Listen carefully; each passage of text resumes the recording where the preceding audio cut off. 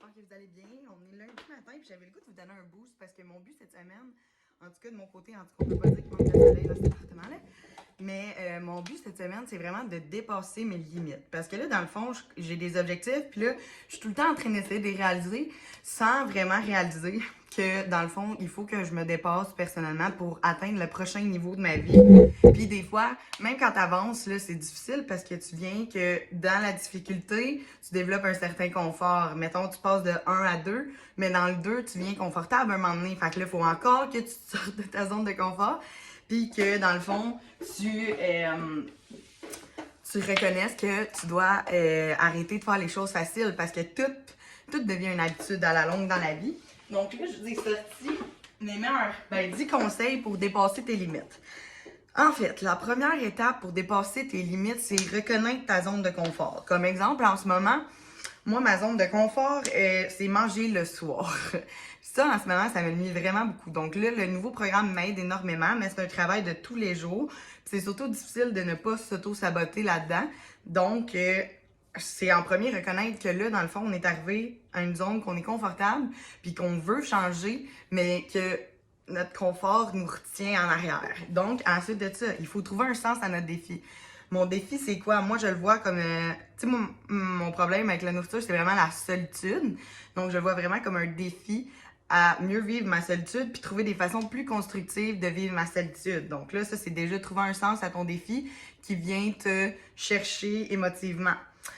Ensuite de ça, il faut que tu évalues les sacrifices. Dans le fond, moi, ce que je te recommande, c'est pas les sacrifices, mais plutôt les pour et les contre. Dans le fond, ce que ça va faire, c'est que en les regardant, en les mettant dans une perspective, dans une balance, genre positif-négatif, ça va faire en sorte que tu vas pouvoir regarder, bon, ben c'est pour ça que je bouge pas, parce que mon négatif, il est plus plein que mon positif. Quelle raison positive je peux trouver ou comment prendre une négative et la transformer en positive pour me permettre d'avancer? Ensuite de ça, ben, il n'y a rien de mieux que d'assumer ses points faibles. On croit à tort que d'être vulnérable, c'est d'être faible. Mais en fait, non. Accepter ses vulnérabilités et ses points faibles, c'est y faire face. Donc, on est au premier pas pour les amener, pour travailler, pour s'améliorer, pour les amener à être plus constructives. Puis bien souvent, les points faibles sont tellement travaillés fort.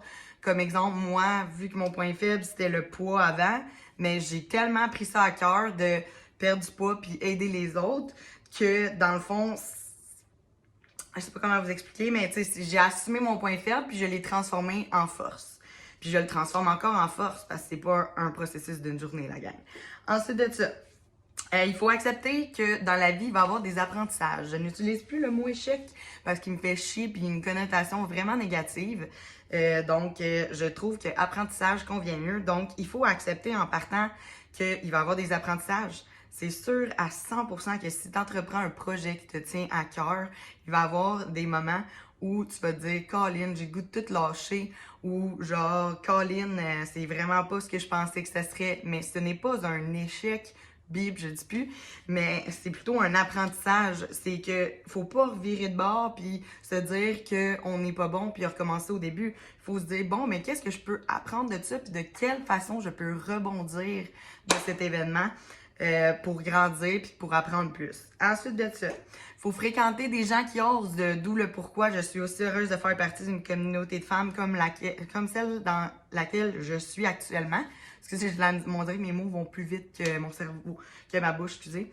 Donc, c'est ça, dans le fond, il faut s'entourer de gens qui osent. C'est sûr que si vous êtes avec des gens qui passent leur temps à rester dans leur zone de confort, à vous dire, fais pas ci, c'est épeurant, fais pas ça, si tu peux avoir telle affaire, ou genre, va pas te baigner, il y a un requin dans le lac Saint-François, tu sais, des niaiseries de même, t'oseras pas, tu sortiras jamais de ta zone de confort. Tandis que si t'es avec des gens qui, eux, osent quotidiennement, même plusieurs fois par jour, tu vas développer une facilité, une habitude à sortir de ta zone de confort. Oui, ça va te demander des efforts, puis ça va te demander des sacrifices.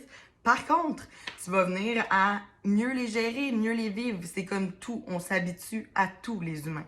Ensuite de ça, on visualise très tôt notre chemin. Dans le fond, il faut prendre un objectif, le découper en petits morceaux, puis y aller vraiment étape par étape. Puis de cette façon-là, on se garde vraiment motivé dans le sens que, tu sais, la perte de poids, là, si mettons, tu as 40 livres à perdre, ça peut te paraître une montagne. Mais par contre, si tu y vas 2 livres à la fois, une journée à la fois, même 1 heure à la fois, si c'est difficile pour toi de pas manger, ben ça va déjà être ça, vous comprenez? Il faut vraiment visualiser chaque étape pour quand on va arriver à ce moment-là, on va être un peu préparé. Ensuite de ça, avancer par petites étapes, comme je vous disais. Plus que 2, les amis. Parce que, tu sais, comme je vous dis, manger santé pour l'instant, tout le reste de ta vie, manger plus de légumes tout le reste de ta vie, ça peut paraître extrême comme changement, tu sais, surtout si tu n'as pas été habitué comme ça. Puis là, en me disant juste, bon, ben aujourd'hui, je vais faire tel effort. Aujourd'hui, je vais remplacer telle affaire par telle affaire. Puis quand je vais avoir réussi demain, je vais continuer à remplacer. Vraiment, y aller 1 minute à la fois, c'est faux, là. Le même principe, là. Tu sais, je veux dire, si tu manges pas, puis aussi, dites-vous que peu importe ce que vous ressentez sur le moment, ben, il faut vraiment y aller par petites étapes parce que sinon, vous allez manquer une partie importante du processus. Puis ça va vous manquer à la fin quand vous allez atteindre votre but pour le maintenir. Ensuite de ça, 9e chose, ne vous trouvez pas d'excuses. La loi des 5 secondes, on se rappelle 5, 4, 3, 2, 1, on y va. Puis, tu sais, si vous trouvez des excuses, apprenez à en rire. Prenez vos excuses, puis dites-vous, comme si ça pouvait arriver un requin dans le lac Saint-François, tu sais, des affaires de même. Moi, personnellement, ça me permet de dédramatiser la situation, puis de me dire, bon, ben regarde, là, c'est encore mon ego ou mon corps qui veut me protéger de faire un changement. Mais on se rappelle que la peur de la souffrance est pire que la souffrance elle-même, les amis. Ensuite de ça, restez dans le plaisir. On s'entend-tu que n'importe qui fait un changement puis qui se met ça dans un cadre vraiment strict avec une attitude vraiment sévère envers lui puis que dans le fond il mange rien que des affaires qu'il aime pas parce que c'est bon pour son corps, excuse-moi mais t'es dans le champ. Tu repousses pas tes limites en train de pendant que tu fais ça. En fait, tu fais juste mettre un plaster sur le bobo ou genre tu trouves une solution qui va te faire un moment donné mais ça va finir par te péter dans la face. Ce que je veux dire par là, c'est qu'il faut apprendre à avoir du plaisir à faire les changements. Il y a toujours moyen de trouver quelque chose qui fait en sorte que la situation est moins chiante, entre parenthèses. Parce que oui, des fois, on s'entend à changer, c'est chiant, ça demande des efforts, on doute de nos capacités, on capote, on fait de l'anxiété.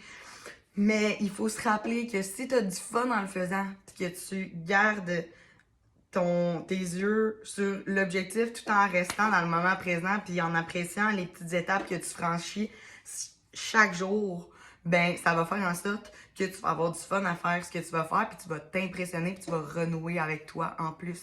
Donc voilà, voici quelques trucs pour dépasser ses limites.